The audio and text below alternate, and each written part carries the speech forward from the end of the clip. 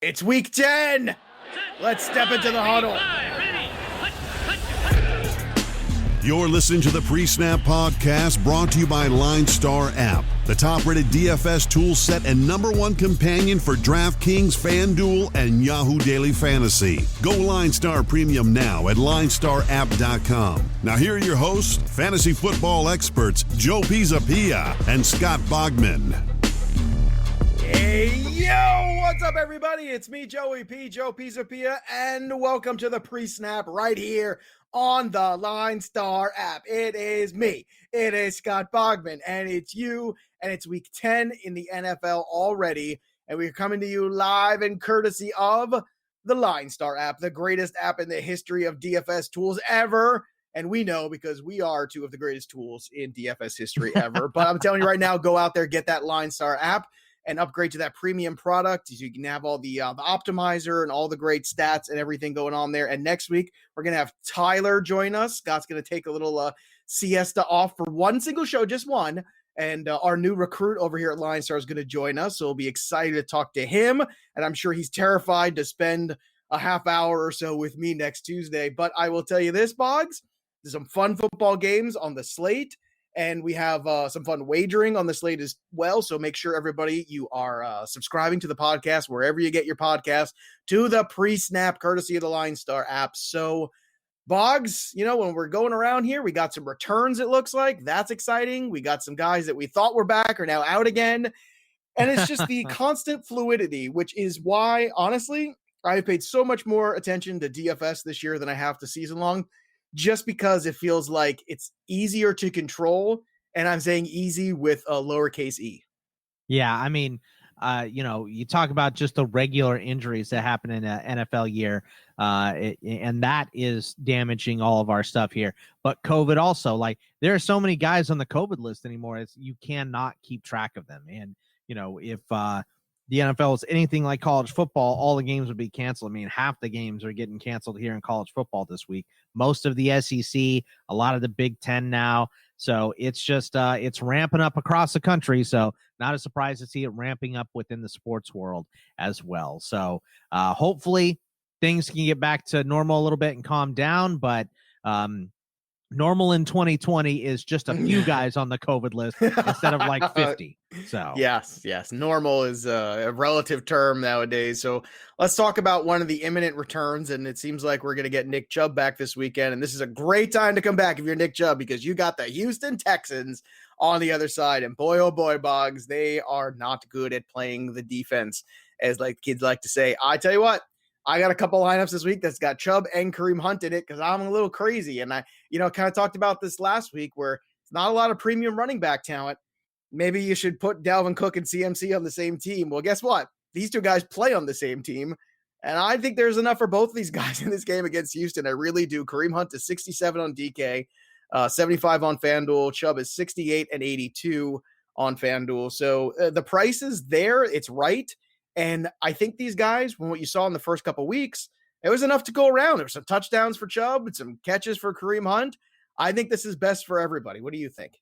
Yeah, I mean, thinking that Hunt is going to take a step back because Chubb is coming back is just, it's not the way it works for It's lazy fantasy. That's what it is. It's lazy fantasy. I mean, Kareem Hunt has been an RB1, I think, only once since Chubb went down. So it's not like he was, tearing things up and winning you a ton of money when Chubb was out. He was the same producer that he had been, and I think he'll continue to be the same producer that he has been. And this is an excellent matchup because the Texans are terrible at stopping the run. So we've seen this so many times this year. You love starting any running back that is going up against Houston.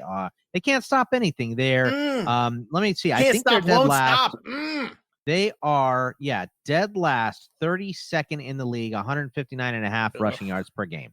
The Texans, and that's saying something because there's some other teams that have been terrible this year against the run too. So if you're the worst of the worst, it's saying a lot. Austin Hooper at 39 and 51 is another guy I keep my eye on.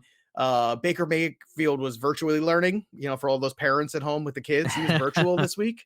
And then by the end of the week, he's moving to hybrid. So that's great. But I'm not interested there. Deshaun Watson, always in play. especially now with the running game completely in question too. David Johnson in protocol. Duke Johnson, I'm not too thrilled about him. I'm sorry, you can't talk me into him. Fuller, Cooks, Watson, that's all still good for me. Anything else for you in this game here that you think is worth mentioning? No, I think you've said it all. I mean, if David Johnson plays, which I don't think he's going to, but if he does play, I think he's a decent start as well. So, but other than that, yeah, it's Watson, it's Fuller. Harrison Bryant is a nice buy low as always. Not really interested in Hooper that much. Like if I'm going to buy in on a tight end, I would just rather pay for Bryant and hope for the touchdown. But yeah, it's Chubb. I don't want any part of Baker Mayfield at all unless it's a commercial. And yeah. Well, look, this week is, I think, pretty easy in terms of targeting. Like there's some games that you just take hard passes on or one or two things. This next one, I think, is one of those. For me, the Washington and Detroit, the only thing that's really got my eye is two things.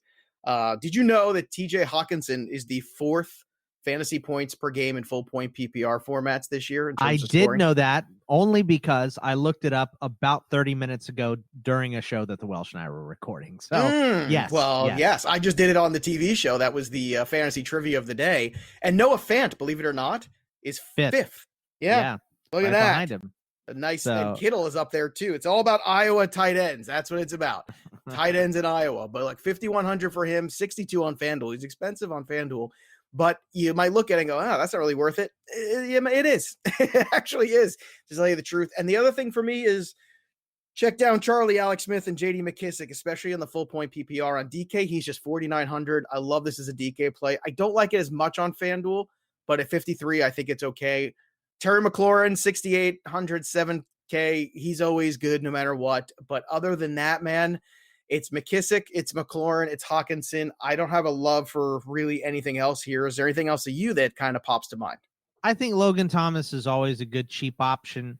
And maybe the Lions defense or Washington defense, because these offenses are a little stunted right now, I think could be decent plays as well. Who would you choose if you had to pick between the Lions or the Washington football teams? What, in terms of defense? Defense. Probably Washington, just because Detroit's propensity to, blow leads and stuff like that. So yeah, probably. And Washington is averaging, 6.5 points per game, and it's 2.3 for the Lions. So yeah, I'm with you on that. I think Washington's defense could be a nice cheap play this week too. Well, the defense I want and I'll pay up for is Green Bay. Give me a rookie quarterback on the road in his second start after some game film on him against the Packers. Yeah, sure. 4,800 on FanDuel. It's pricey. It's not the only defense to own. 37 on DK. Look, you don't need me to tell you that Devontae Adams and Aaron Rodgers are good in cash. Aaron Jones is certainly in play this week too. So you could just in cash do a Packer stack against Jacksonville and just leave this alone. I don't want to chase last week's DJ Shark game. I'm just not going to do it. Yeah. I'm not going to go with James Robinson either, despite the fact that statistically speaking, it's a good matchup on paper. I just don't like the game script potentially in this one at all. So for me, I'm hard pass for me on Jacksonville, Green Bay and cash. That's my take on this one. Boggs, how do you see it? Yeah, I don't like anything for Jacksonville this week. If I had to choose one thing, it would obviously be James Robinson, but I think you're probably going to get what you pay for there. You're not going to get a value at all. So not really into him. I mean, look, Devontae Adams is always in play, but like you said, that's a cash game play. So not much in this game. I think this is one of those. It's one of those with a big spread too. You just want to be wary of. All right, let's move on to the Eagles and the Giants. This one's going to be in New York. Carson Wentz supposedly is going to have Miles Sanders back. Here's a question. 64 on DK, 77 on FanDuel against the Giants. If he's got the clean bill of health, are you rolling him right back out there? Yeah, the Giants are pretty good against the run. I don't think I want to run him out. So not his first week. I don't like playing guys their first week back off of injury. You mean like general. Christian McCaffrey? Look, okay, but what happened to McCaffrey? I had something stuck in my throat there. He got hurt immediately. He had too many touches and got hurt. So it's not the greatest game. I mean, production, he was great, and they went right back to him. But who knows? Like when Christian McCaffrey comes back again, are they going to go right back to him, or are they going to be a little wary because he did come back and get whatever it was, 38 touches, 28 touches, and get banged up again. So in general, I don't like starting guys in their very first game back after they missed at least a couple weeks. So, and I'm not. I'm just not Chubb this week. On that, if I had Chubb to pick is fine somebody, because the matchup is so good and he's been out so long. Like he almost came back last week. The same thing, you can say the same thing about Sanders, but I don't know. The Giants defense has been stepping up recently. They're way better the last 4 games than they were the previous 4. So I don't know. I'm not big on throwing Miles Sanders out there. Are you big on throwing any other Eagles out there, including the defense too? Jalen Reagor, Travis Fulgham. I like Reagor. Fulgham's going to have the tough matchup with Bradbury, but I expect him to get the best of Bradbury. I mean, the offensive, you always lean on the offensive side, but he's a little pricey, 6,400 to 6,800. I like Reagor. A sitcom from the 90s, the Best of Bradbury. I feel like that was on the CW or something. It definitely sounds like one of those shows. After 2 girls, a guy in a pizza place, it's Best of Bradbury. Everybody loves Bradbury. Or do they? Find out. 8:30 CW Thursday night. But yeah, I think Isaac Yiadom is going to be on Jalen Reagor, and I like that matchup a lot. So 4,200 on DK, 56 on FanDuel. Decent matchup for him for sure. I like the Philadelphia Eagles off defense this week, 36 and 46 respectively price wise. Just because of the turnover machine that is Daniel Jones. I mean, it's just he's the gift that always keeps on giving, no matter what. I think you could put them into play. And then the Eagles defense isn't great, but again, it's just Daniel Jones just says, "Here, do you like this football? Have this football," and it just doesn't way too much for me. And look, Shepard, Darius Slayton. I don't love this game from an offensive standpoint for the most part. I think I'm okay with Shepard. I don't want Slayton has been bad since Shepard came back. He has actually. Which is kind of odd because they were both there together last year and Slayton was great. So I don't know if it's just been matchups or whatnot, or if he's banged up and we don't know about it. Not sure. But Christian McCaffrey looks like he's not going to be in for this game. And Teddy B struggles a little bit against teams that play zone. And I think the Bucs defense are going to be looking for some revenge this week, personally. Yeah. They're going to be playing angry. For sure. And everybody listens to the show knows that we've loved the Carolina Panthers a lot. There's been a lot of love here for them. You can still have a one-off Curtis Samuel at 49 and 57. You want to go at Robbie Anderson, 61, 64. Those are all still good, values. But to me, look, even from a DFS standpoint, there's so many different mouths right now on the Buccaneers. I don't think any of us really know what Antonio Brown, Godwin, Evans, Jones, Fournette are. I mean, I think it's just a complete cluster right now. I'm running away from this. Did you see the way that Godwin was catching passes, by the way? Did you see him like fingers taped together? Yeah, his fingers taped together in a way that just made me not want to be involved with Godwin at all moving forward until that's all the way healed. I think the one play I would like in this game is probably going to be Curtis Samuel. I think that the Bucs get up big. Samuel and the Bucs defense. Those are the two pieces in this contest that Bucs defense isn't bad too. But yeah, I think Curtis Samuel matched up in the slot against Sean Murphy Bunting a bunch of the time could pay out for him. So I like that matchup. All right, moving on here to Denver at Las Vegas. I told you it's very streamlined this week. It's like it's like this is good, this is bad. Yeah, we don't like to waste time here on the program because they'll go and then we'll go to this next wide receiver. Well, sometimes there's some gray area and there's a little gray area in this game. But there's some gray area in this one, and black and white this week. This one is one that I'm interested in. Denver and Las Vegas. Jerry Jeudy at 56 and 58. He's got 24 targets over the last 2 games. KJ Hamler on DK. Oh, what a great free square this week at 3,800. I love this price for him on DK. KJ Hamler in the slot, sign me up. Tim Patrick at 49 on DK, also good. This is more of a DK play because it's more volume than it is upside of touchdowns and things like that. If Noah Fant is healthy, there's another guy you could put in here.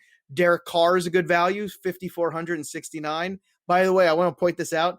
I just had Andrew Erickson, a PFF, on my TV show today, and he gave the most amazing stat. 82% of Drew Lock's fantasy points this year have come in the fourth quarter. How about that? I read his article. It's 40 of 49 points over the last 2 weeks have come from the fourth quarter for Drew Lock. It's great nuts. Stuff there from Andrew. That's why I have him on the TV, man. He's so good with stuff like that. But look, Aguilar's been great. Jokes aside, 49 and 51 respectively price wise. So he's been catching not bad. Hey, at 51 on FanDuel, I like Aguilar on FanDuel. Derek Carr at 54 on DK makes a lot of sense if you want to pay down for quarterback. I think Hamler on DK at 38. I think Patrick at 49, Judy at 56. All those guys on DK on the Denver side are a good play. And look, Lock's not a terrible play, but you have to understand that, you're going to be torturing yourself for 3 quarters, basically.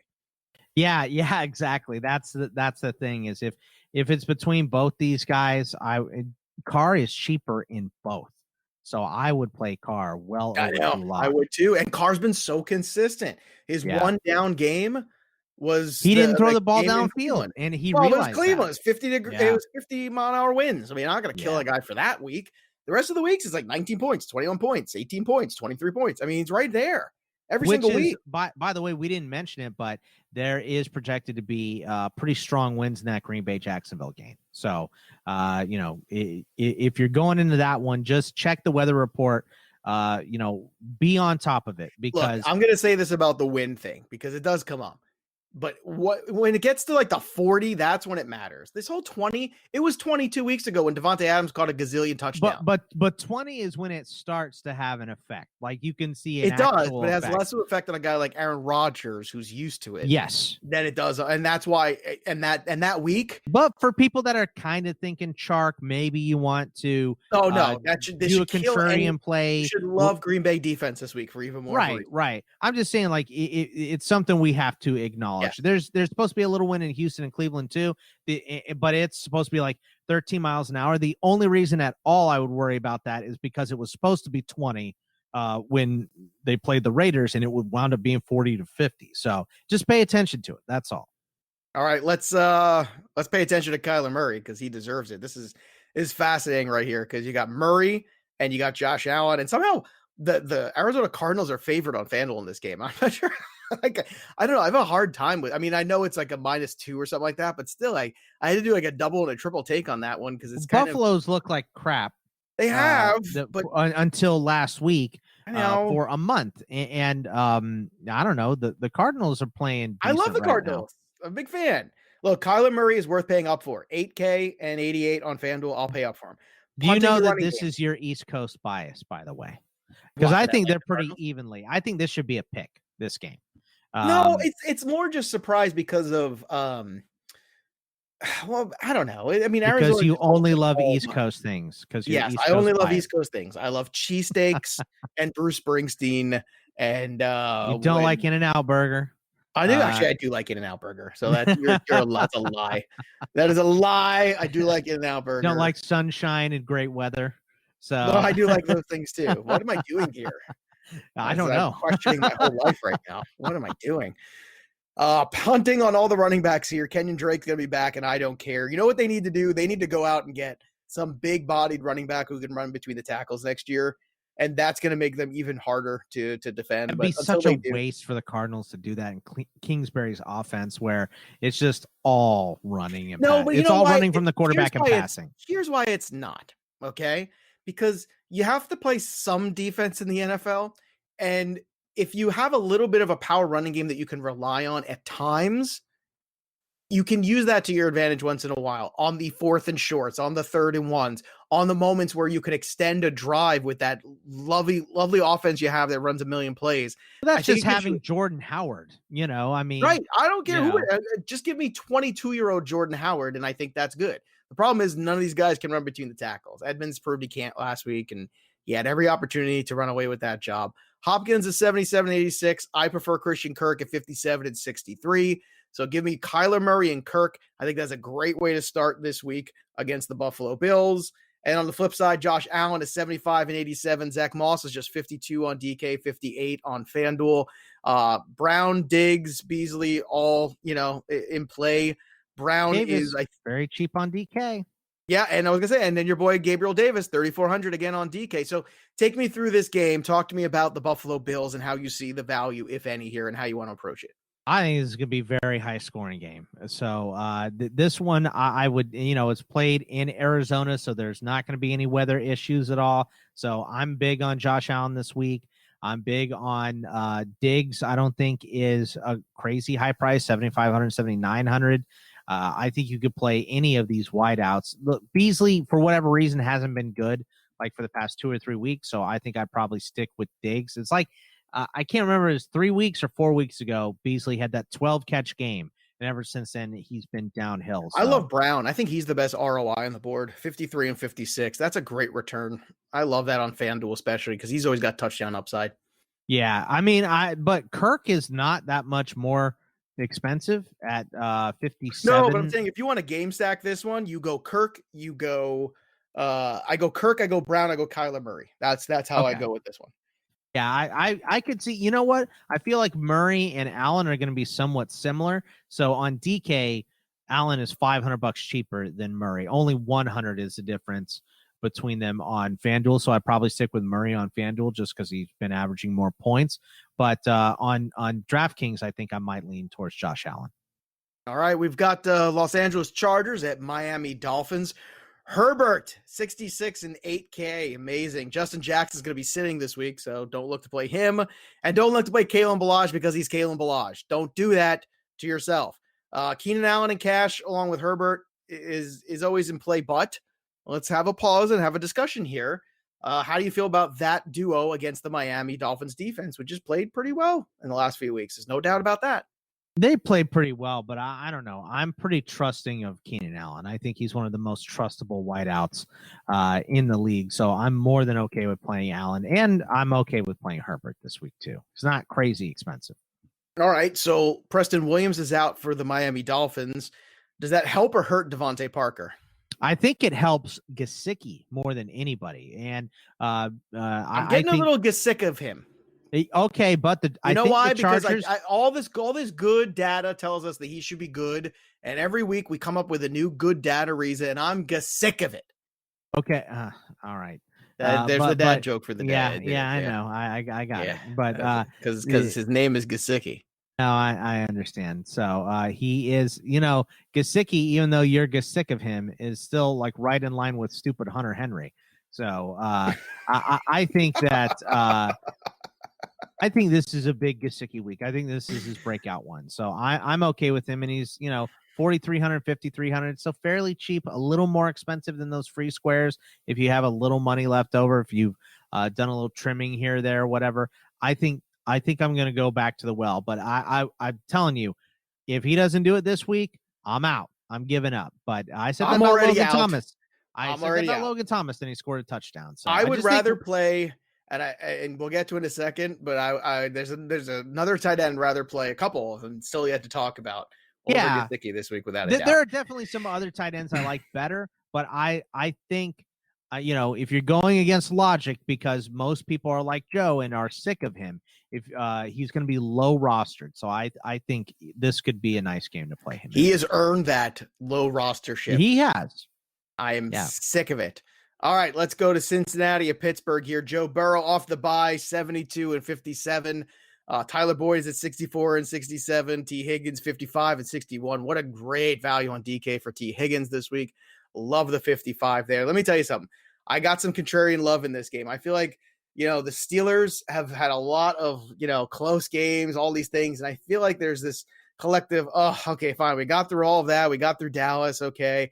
And it's just the Bengals this week. And I think there's a little bit of not understanding that this is Joe Burrow and they're going to go out there and they're going to throw the kitchen sink at you. I love Deontay Johnson in this game at 52 and 57. I think he's a good return this week. I love Eric Ebron at 44 and 55. Those are the guys to me. I'm taking the cheap side of this just in case it doesn't completely pan out. And also taking into account the potential downside of a not as healthy Roethlisberger. So take me through this one because I think Cincinnati has some contrarian love for me this week. How about you? The only guys I want to play on Cincinnati at all are Boyd and Higgins. That's it. Higgy. I'm not going to pay for Burrow. I'm not going to pay for Mixon if he's back or Bernard if he's not. I'm not going to do any of that. I think AJ Green is proven to be untrustable. Drew Sample had a big game against Cleveland and then nothing after that. So. I tell you what, though, if Mason Rudolph plays in this game, which we don't expect to happen, we expect Ben to be good. He's tested negative for the COVID stuff. He can't return to practice until Saturday. But he also has the knee injury that he had against Dallas. So if they decide to sit him for a week and go with Rudolph. I don't want any part of this game offensively for the Steelers. I don't want any part of Mason Rudolph throwing balls to wide receivers at all. But no Vance McDonald because he has COVID. He tested positive. Eric Ebron and him are the only two tight ends for the Steelers that have played at all this year. So Ebron should get 100% of the snaps. So I like your call out on him. Ebron, dude, he is real cheap this week, and I think he's in a great spot against a bad Cincinnati defense. Like if he does not score a touchdown this week, I would honestly be shocked. I just think he's a lock for a touchdown, and that's all you're looking for. You're looking for that touchdown lock. That's what you want at tight end in DFS. You get that, you're good to go. And all the prices are fairly close on these three wideouts. I think Juju going back to number one last week is where we're going to go. I think Deontay is still not 100%. I think that toe is still bothering him because we haven't seen him look like he did in the first month in about 2 or 3 weeks. So, but yeah, I think Juju is my guy if I'm playing one wideout here. All right, this next game's got a lot of pieces worth looking at, and it's the Seattle Seahawks against the Rams. Jared Goff did not look good his last time out. That's okay. Enter the Seattle Seahawks defense. That's all you need. Jared Goff at 65 and 74 might be the best value play a quarterback of the week in terms of ROI. Forget the running game. I want nothing to do with it. I'm just going to hard pass it. I'm going to go right around. I'm going to look for Cooper Kupp and Robert Woods. Kupp is 69 and 77 on FanDuel, 66 for Woods on DK, 72 for him on FanDuel. I prefer Woods. He's cheaper on both. Also, yards after catch. I know you've got some love for Reynolds. You can talk to me about the tight ends here, but I think this is a great opportunity here for the Rams offense to get back on track and be the Rams, which is they looked terrible last time out against Miami. Now they're going to go to the bye and they're going to come back and they're going to score 40 points. My favorite tight end of the week is Gerald Everett. 3,100 and 4,500. Just super uber cheap everywhere. The Seahawks are on pace to give up, I believe it's a league record, 183,000 pass yards this year. So, I mean, it's over 5,000 is what they're on pace to set. And I think the record's somewhere around 4,800. And it's just crazy. Seattle is giving up all the passing yards. So Woods is in play. Kupp is in play. Reynolds is cheap at 3,500 and 5,000 in both tight ends, whether you want Higbee or Everett. I just think Everett's been better over the last month. So I would go with him, but they're both in play this week. I like pretty much everything in the receiving options. I'm still not messing with their running backs. I'm okay with Goff though at 6,500, specifically on DK. 7,400 on FanDuel is okay, but I like every part of this Rams passing attack this week. And look, we also pointed out before we move on to talk about Seattle, we pointed out that there's a lot of 4:00 games this week too. So if you just want to ISO these 4:00 games, which includes the Denver, the Buffalo game, this game, the Pittsburgh game, like all these 4:00 games, man, I'm telling you, and you can make the case for that this week too, and or even isolate the 1:00. It's been really lopsided in terms of scheduling this year, and the 1:00 and the 4:00. So this is an opportunity this week to kind of separate out a little bit. If you like to do that, this is a good week to do it. Russell Wilson, 77 and 89. The running game is all over the place. If you want to take a stab at DJ Dallas scoring a touch, okay, that's fine. 56 and 51 for him.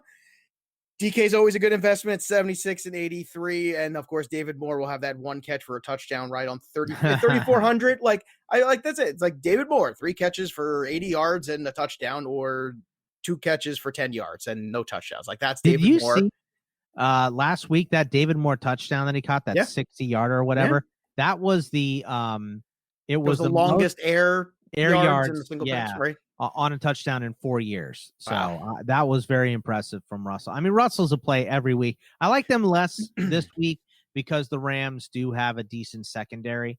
And Metcalf gets Ramsey. That's going to be a tougher matchup. I still expect Metcalf to play nobody well. You know what? I especially, because if it's Ramsey's going to say some stupid stuff, and DK Metcalf is going to embarrass him at least one play in this game. I'm telling you right now. Lock it up. When we come back here next week, you lock it up. I guarantee you there's going to be that moment where we go, oh, there's DK Metcalf making Ramsey look a fool. I'm telling you. I like Lockett a little bit here. I mean, Lockett's not a bad pick in this game. Yeah, losing a little bit of steam as far as price goes. Obviously, way less than Metcalf at this point. 6,500, 7,400. That's a decent price. And I think the Rams they're like worst or second worst in giving up points to the tight end.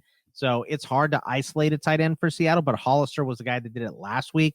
So maybe he'll be a little more involved, and he's uber cheap, 2,600, 4,700. All right, last game here on the main slate. Drew Brees at home in the Dome, 64-76. Alvin Kamara got to pay up for like every week, 82 and 9K, but he's always a good pay up, especially on DK for the full point PPR. I always prefer to pay up for him there than on the FanDuel, just from the touchdown situation. Michael Thomas, 74 and 85. You're not really getting a huge discount on Michael Thomas. So here's my question here. Do you fade Michael Thomas again this week, or is this the week to buy in here, second game back against the San Fran secondary that struggled? Yeah, I think this is the week to buy in. So I'm okay with playing Michael Thomas. It's expensive and he hasn't done it yet, so I get it if you're not running to go play him or something. But I like it on the full PPR more. Yeah. He doesn't get in the end zone. Yeah, if you've been waiting to play him, this is the week to do it. But if you're hesitant, I'm also okay with that. I get it. All right, there you have it. So anything over there for you on the 49ers? Any love for these guys? I mean, Ayuk, I really like Ayuk, and he's 5,700, 6,500. You saw Richie James get the majority of the game plan, which is the spot that Ayuk plays last week. So him coming back could be big. So I like him. And a little bit of love for Ross Dwelly as well. The Saints not great against tight ends, 3,800 and 5,000. There's some good tight end plays this week. Nice cheap ones. Yeah, there you have it. All right, boys and girls, it's that time again. It's time to find the end zone. Scott Bogman and I are each going to pick someone to score a touchdown, a running back, and a wide receiver. And you get to play along with us. Go retweet this segment. Follow us over at LineStar app and LineStar NFL.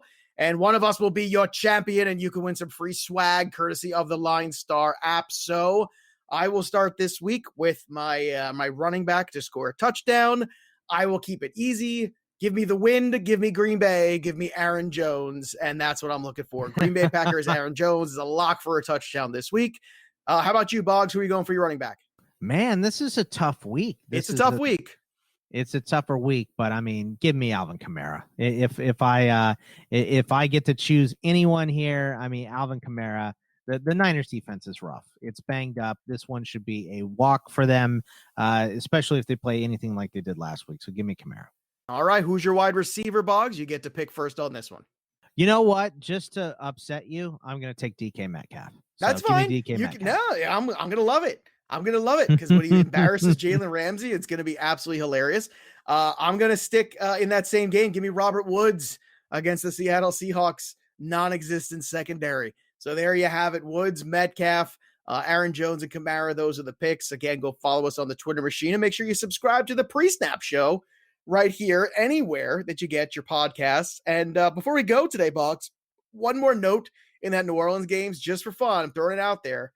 Taysom Hill, super cheap at tight end. You talked about him yesterday. So and I'm gonna throw this out there at 4,500 over on FanDuel. You know, when Michael Thomas is back, it frees up a lot of things, and Taysom Hill gets a lot of work in the red zone. If you want to punt on tight end on FanDuel, that's an interesting way to go about it. So that'll do it for us. You can follow us on Twitter at Bogman Sports, at Joe Pizzapia 17. There's nothing left to do now except down, set, win. You've been listening to the PreSnap Podcast brought to you by LineStar. Hit subscribe, drop a review, tell a friend, and stay tuned for the next episode from fantasy football experts Joe Pizzapia and Scott Bogman.